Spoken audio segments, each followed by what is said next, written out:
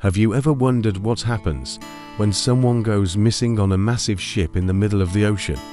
It's a sailor's worst nightmare, and it's called a person action missing or PAM situation. Unlike a standard man overboard, where someone sees the person fall, in a PAM scenario, the event is unwitnessed. We don't know when they went overboard, where it happened, or why. This uncertainty turns a rescue mission into a massive, complex puzzle against time. Welcome back to our channel. Today, we're diving deep into one of the most challenging emergencies at sea: executing man overboard maneuvers when a person is discovered missing. The survival of that individual hangs on a thread, and it all comes down to rapid detection, a perfectly coordinated response, and executing the right rescue maneuvers. The moment a person is confirmed missing, the clock starts ticking. The first step is to establish a datum, which is the most probable position of the person in the water. This isn't just a guess. It's calculated based on the ship's last known track, the time the person was last seen, and the time they were discovered missing. The ship must immediately turn back along its reciprocal course.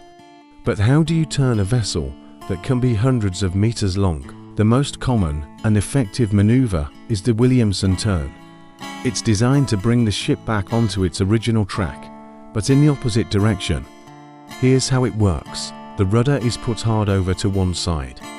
Once the ship's heading has changed by about 60 degrees from the original course, the rudder is shifted to hard over on the opposite side. The ship will continue to turn, and as it approaches the reciprocal course, the rudder is eased to midships to steady her. The Williamson turn is brilliant because it puts the ship right back on its own wake, which is crucial for searching the area where the person likely fell. It's reliable in all weather conditions and can even be performed with reduced visibility. Another key maneuver is the Anderson turn, or the single turn. This is the fastest method to get the ship back to the scene. The rudder is put hard over to one side, usually the side the person fell from, if known. The ship completes a full 270-degree circle, which brings it back to the point where the turn was initiated. While it's quick, its main drawback is that it places the ship at a considerable distance from the actual overboard location by the time the turn is complete, making it less ideal for PAM situations where the exact spot is unknown. Then there's the shallow turn. This one is used when the time elapsed since the person went overboard is significant. It's similar to the Williamson turn, but more economical in terms of distance. The rudder is put hard over.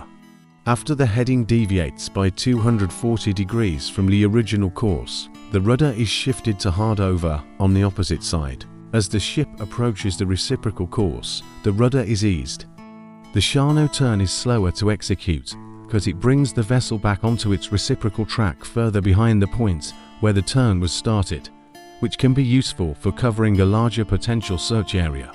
Once the ship is back in the vicinity of the datum, the search begins. This isn't a random hunt. It requires specific, internationally recognized search patterns to ensure the area is covered systematically. The most common pattern for a single vessel is the expanding square search. The ship starts at the datum and follows a pattern of ever-widening squares.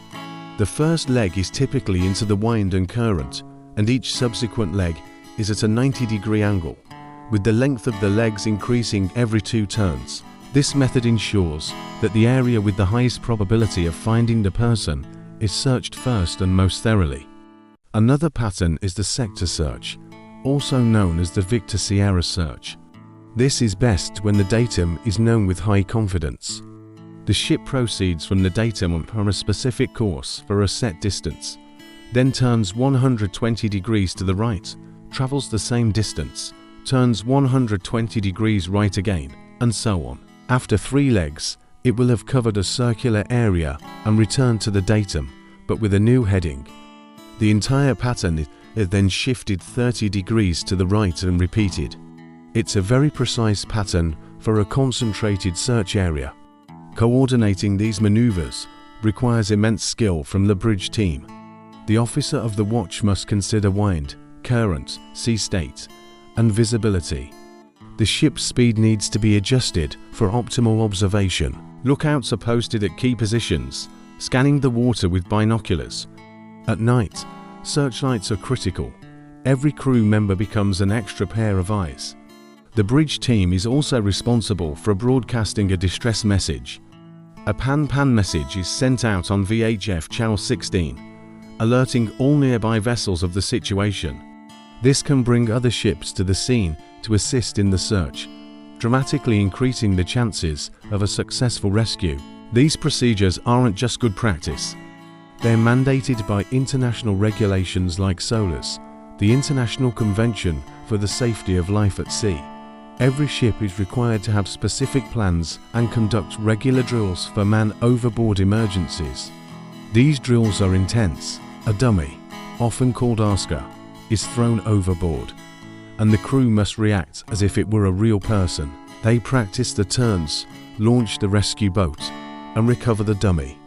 These drills are assessed, and crews are graded on their speed, efficiency, and adherence to procedure.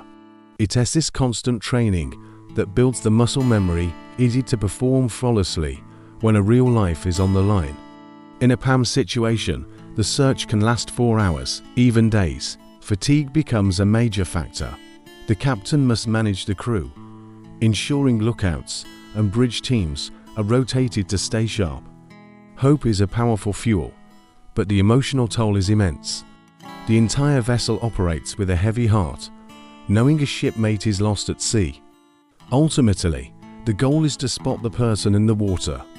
Once located, the ship maneuvers to create a lee, a calm patch of water sheltered from the wind, to make recovery easier. The rescue boat is launched with a trained crew to retrieve the person. Medical personnel are on standby to provide immediate care for hypothermia and any injuries. The complexities of a person action missing scenario highlight why maritime training and international cooperation are so vital. It is a stark reminder of the dangers of the sea and the incredible skill and dedication of the seafarers who navigate them. Every maneuver, every search pattern, and every drill is designed with one purpose: to bring everyone home safely. Thanks for watching. If you found this video informative, please give it a thumbs up and subscribe for more insights into the maritime world. Stay safe out there.